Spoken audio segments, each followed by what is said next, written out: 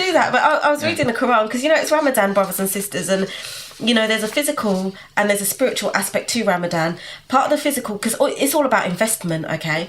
Part of the physical investment in our own Islam, which helps to strengthen our community and our nation, is the not eating of the food or abstaining from something else that will keep you away from Allah God.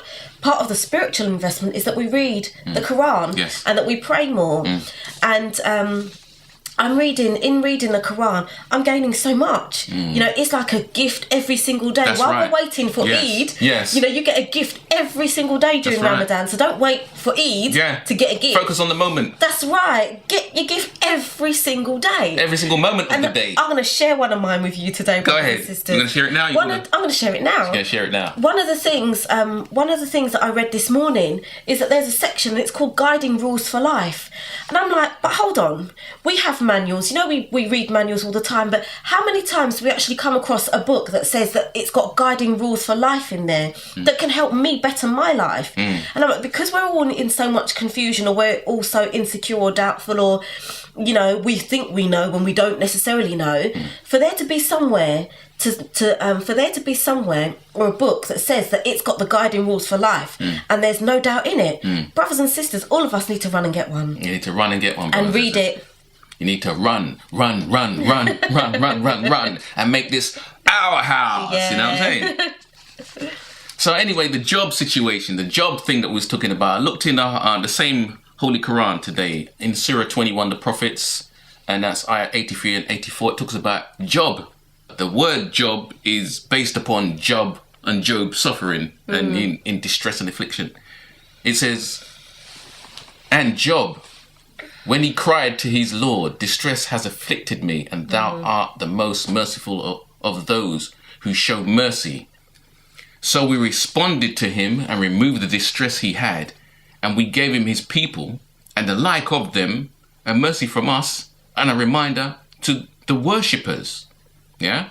So the first part, where it talks about Job cried to his Lord because distress has afflicted him, that sounds like when you're on the plantation. When you're on the plantation, you end up being in distress because you're surrounded by all these people who don't think like you. They're not of you. You're in an environment that is building society for other than self. You're not benefiting. You may get the finances to go back next week. But as a people, we are not benefiting mentally, spiritually, emotionally, or in any other way. So distress afflicts us. I'm just thinking about usury and about everyone playing a part in the destruction and in the chastisement when we all add to it. Don't you think that that's really what it is? We're suffering distress and affliction because we're actually allowing ourselves to be a part of that conspiracy. That's right.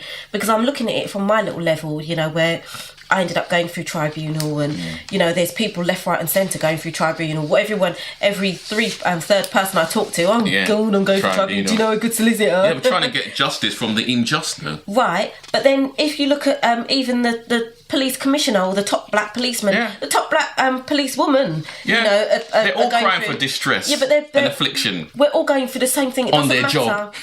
It doesn't matter what level that they allow you to get to.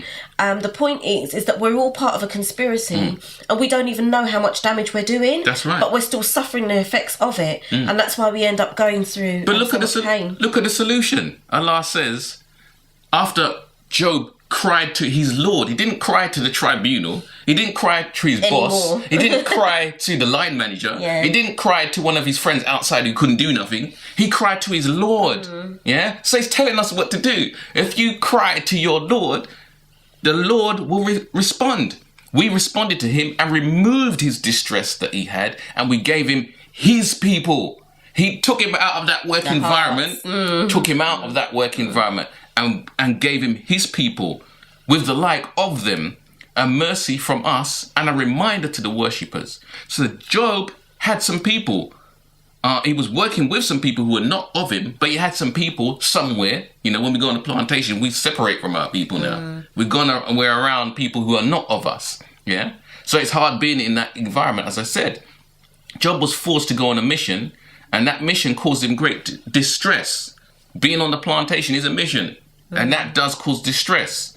Trying to civilize the savage will always cause great a great deal of stress, yeah? And confusing the two separate definitions of building society will lead to a lot of stress, heartache, and anger, because the two worlds share the same terminology, yet they refer to two opposite states of being. God's house and Shaitan's house. And because we're not taught that there's two, we can think we're doing the right thing.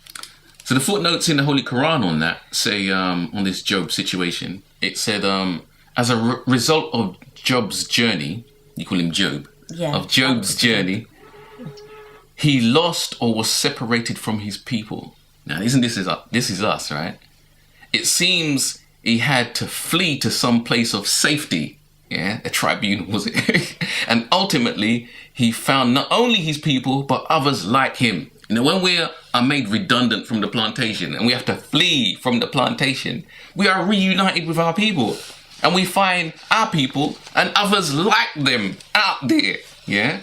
So it says this story is a reference to Prophet Muhammad's flight from Mecca to Medina, where he met with not only the Meccan followers, but also believers in Medina.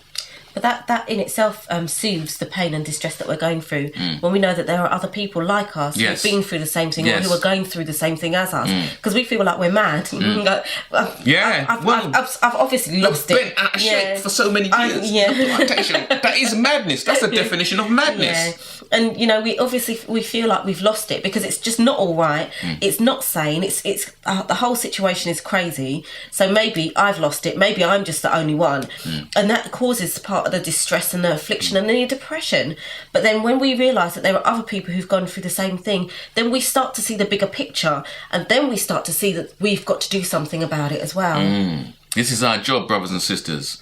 It is our job, our pilgrimage. It is our decision that we have to make. Whose house are we in? Is it Allah, God's house? Is it Shaitan's house? We have to ask that question. We have to look around. Are we